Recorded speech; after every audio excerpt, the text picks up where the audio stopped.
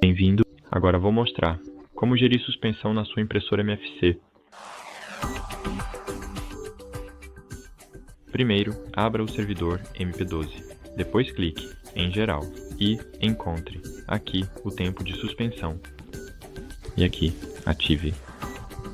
Escolha a quantidade de tempo para o modo de suspensão, por exemplo, 12 minutos. E depois clique em Enviar. E depois de 12 minutos, meu dispositivo entrará em modo de suspensão. Quando o dispositivo estiver no modo de espera e você, por exemplo, quiser imprimir algo, você pode enviar uma piada para a impressora. Ela vai acordar automaticamente e imprimir seu documento.